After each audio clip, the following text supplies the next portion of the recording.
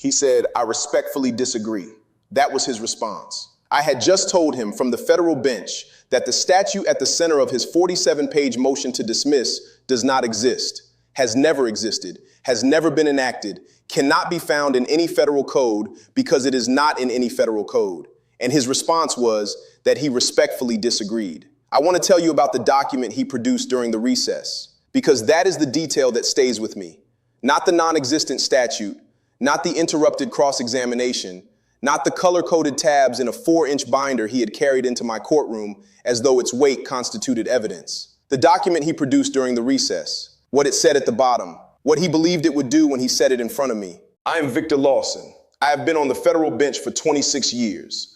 The people I am speaking to are the ones who have watched someone operate on the certainty that their confidence was a credential and have waited sometimes for a very long time for the room to correct that belief. If that is you, subscribe, hit the bell. What I bring to this channel took 3 decades to earn, and I do not intend to summarize it. Before I tell you about the document, write one thing in the comments this case is going to make you do differently. One thing. I want to see it. The night before this proceeding, the defendant called his attorney and told him not to bother coming.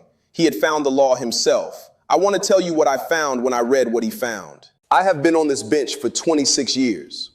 In that time, I have presided over cases involving defendants who were sophisticated and defendants who were not.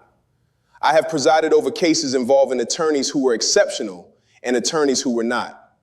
I have seen defendants who were innocent behave as though they were guilty, and defendants who were guilty behave as though they were innocent. I have seen every configuration the human relationship to a courtroom can produce. But there is a particular type of person I have encountered across those 26 years that I want to describe carefully, because this case is about that type. It is not about a crime in the traditional sense. It is about a belief so complete, so thoroughly inhabited, that the person who holds it is genuinely unable to see the room they are standing in. They see instead the room they have constructed in their mind, the room where they are right, where their research has prevailed, where the institution that is about to rule against them has simply not yet been made to understand the quality of their argument. This defendant was that person. And over the course of this proceeding, I watched the room he had constructed encounter the room that actually exists in the federal courthouse.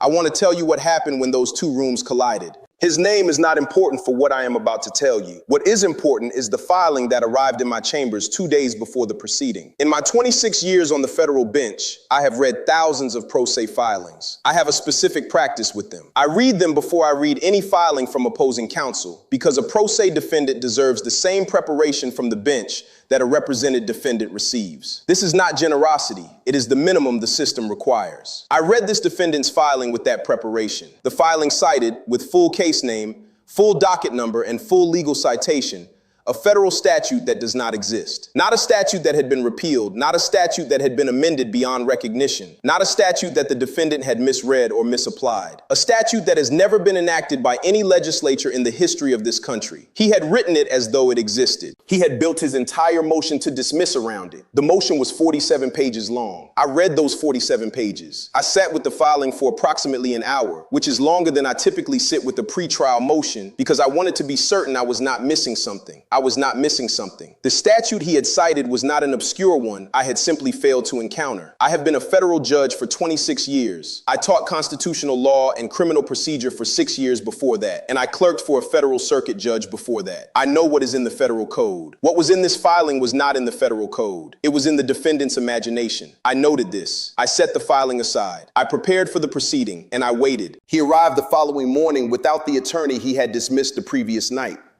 This was his right. The right to self-representation is real and it is protected, and I do not diminish it.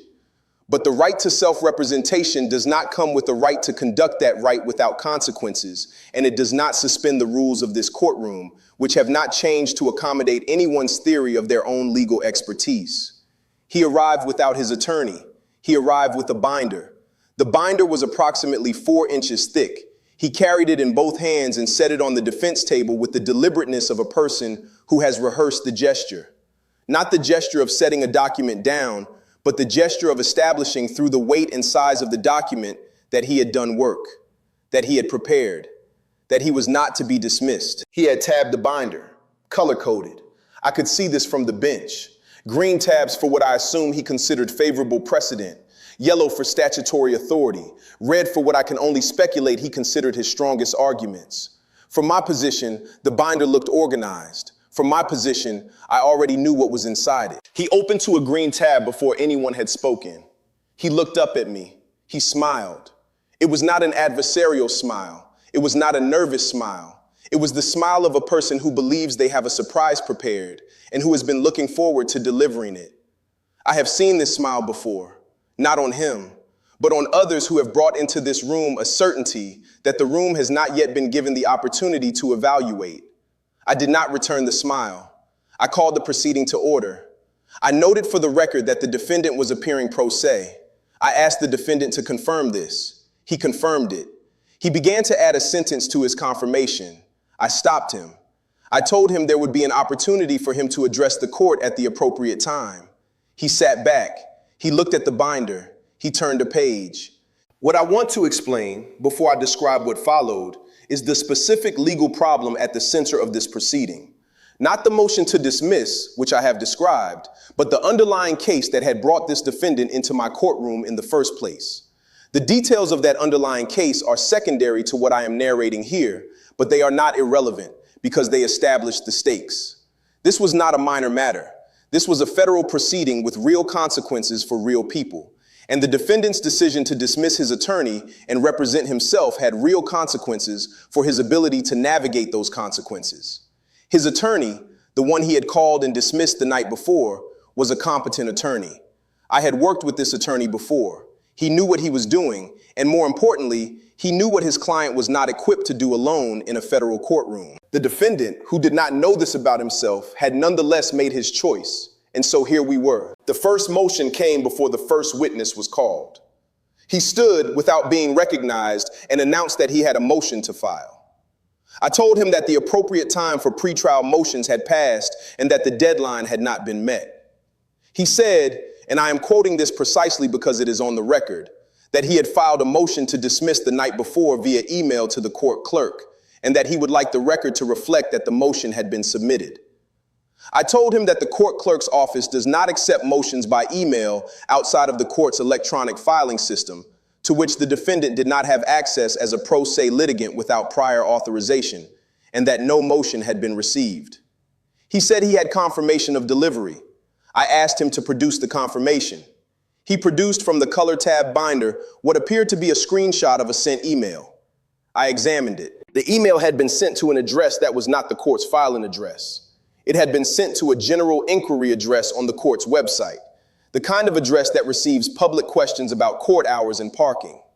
No motion had arrived in any form that constituted proper filing. I explained this. I explained it in full. I told him that the motion, even if it had been properly filed, relied on statutory authority that does not exist, and that I had reviewed his 47-page filing the night before. He was quiet for a moment. Then he said, with a patience that I recognized as performed, that he believed I might be operating under an incorrect understanding of the statute in question. He spelled out the statute's name. He offered to show me the relevant section. I told him there was no relevant section. There was no statute. He smiled again, different from the first smile, smaller, more careful, and said with the air of someone delivering news that would eventually be appreciated that he respectfully disagreed. I want to stop here and say something I mean precisely. When a defendant tells me I am mistaken in a ruling I have just made from the bench, they are not offering me a different perspective. They are asserting, for the record, that my application of the law to the facts before me is wrong. This is their right. There is an appeal process for exactly this purpose, and I have been reversed before, and I will be reversed again, and every reversal is a piece of information the system is providing about whether my reasoning held. I do not take being reversed as a personal affront. I take it as the system doing its job. But what this defendant was doing was not that. He was not asserting that my ruling was wrong and that he intended to preserve the issue for appeal. He was asserting that I was simply unaware of a law he had found, and that if I would only look at his binder, I would understand my error. He was speaking to me the way a person speaks to a librarian who has said a book is not in the collection, with the mild exasperation of someone about to be shown that the librarian has looked in the wrong place. This is not the same thing as challenging a ruling. This is something else entirely. I issued the first formal warning. I named it as such for the record.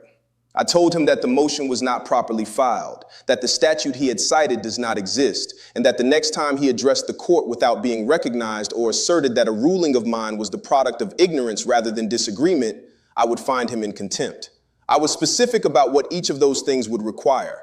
I was specific because I wanted every word to exist without ambiguity on the transcript. He sat down.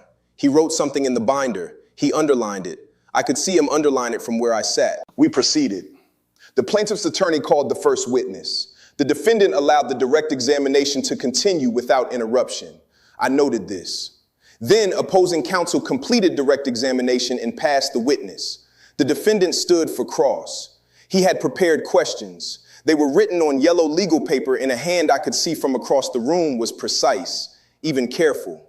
He had thought about this. He had organized this. He began with the first question, which was a reasonable question.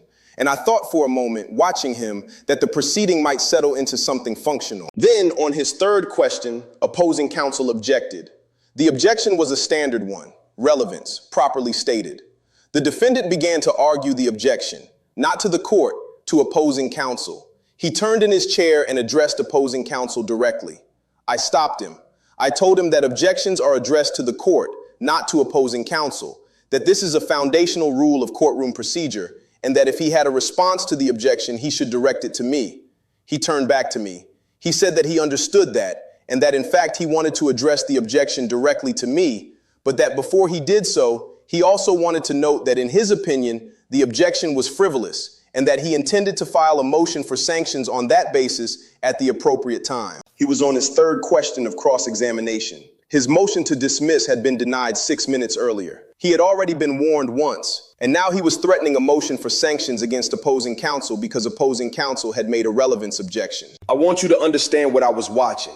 I was not watching a person who was angry or desperate or performing confidence to mask terror. I was watching a person who genuinely believed that the room was not yet functioning correctly, and that the reason the room was not yet functioning correctly was that the room had not fully grasped the quality of his preparation. Each procedural correction I offered him was received not as information, but as an obstacle, something between him and the moment when the room would finally catch up to what he had already understood. The binder was real to him. The tabs were real to him. The non-existent statute was real to him in the sense that he had found it somewhere, in some document he had generated or read or misread, and had written it into a 47-page motion as though finding it were the same as its existing. That is a specific kind of belief. And I had to decide in real time how far to allow it to go before the record required me to act. The credential arrived during the recess. I had called a brief recess after the first hour of testimony because the morning had produced more procedural interruptions than anticipated, and I wanted to reset the proceeding. During that recess, the defendant prepared something. When we reconvened, before I had invited him to continue his cross-examination, he rose and said that he wished to introduce into evidence a document establishing his qualifications to represent himself at the federal level. I told him that the right to self-representation does not require a demonstration of qualifications. He said he understood that, but that he wished the record to reflect his background. I told him I would review the document before making any determination about its admissibility. The document came to me. I examined it. I want to describe it precisely because what it was matters more than what it purported to be. It was a certificate, printed on what appeared to be standard printer paper, bordered with a design I recognized as a template available in common word processing software. It bore the defendant's name. It stated in formal language that approximated the language of professional certification that the defendant had successfully completed a curriculum in legal studies administered by an institution I was unable to verify through any available means existed. At the bottom, in a font chosen for its resemblance to calligraphy, were the words, "Legal Certification of Competency." And below that, in smaller text, 2 words that I will not forget, law degree. It was not a law degree. It was a document he had made, and he had made it because somewhere in his understanding of what this proceeding required, he had concluded that producing a credential, any credential, would change what he was able to do inside this room. He had concluded that the appearance of authority and the substance of authority were the same thing, and that if he printed one and put it in front of me, I would accept the other. I set the document on the bench beside me. I looked at the defendant. He was looking at me with the same patient expectation he had maintained since he walked in with the binder. He was waiting for me to tell him that the record now reflected his background. He was waiting for the room to begin working the way he had expected it to work since he sat down that morning. I told him the document would not be entered into evidence. I told him why specifically. And then I told him that we had reached a point in this proceeding where the record required me to act. I cited him for contempt of court. I read the finding aloud. I do this when I issue a contempt finding because I want every element of it to exist on the transcript without question. And because I believe that a person being found in contempt of a federal court is entitled to hear precisely what the record says about them. I named each instance. The improper motion filed to a non-filing address and based on non-existent statutory authority. The assertion, twice, that my rulings reflected an error of knowledge on my part. The direct address of opposing counsel during an objection. The threat of a sanctions motion during the third question of cross-examination. And the attempt to introduce a fabricated document into the evidentiary record of a federal proceeding. 5 instances. I named each one. I named the approximate time of each. I explained the specific rule or procedural principle each one violated. And then I delivered the consequence, a fine, and a direct instruction that if there was a single additional instance of contemptuous conduct in this proceeding, the defendant would be removed from the courtroom and the court would appoint counsel to represent him through the remainder of the trial, whether he wanted counsel or not. He did not speak while I read the finding. This was the first extended silence I had had from him since the proceeding began. The room had a particular quality in that silence, not the awkward quiet of an unexpected development, but the settled quiet of a room that has finished doing something it was built to do. The clerk was typing, the court reporter's fingers were moving, the record was being made, and the defendant was sitting with his color-coded binder open on the table in front of him, looking at it, not turning a page. That stillness told me something I had not been certain of until that moment. He had expected to win. Not eventually, not after appeal, not in some distant procedural future when a higher court reviewed my rulings and found them wanting. He had expected to win today. He had brought the binder and the tabs and the non-existent statute and the printed credential because he believed they were the tools of winning. And he had believed this completely enough that he had dismissed the attorney who could have told him what winning actually requires. There is a particular quality to watching that belief encounter the room that actually exists. I have thought about how to name it accurately without reaching for something it is not.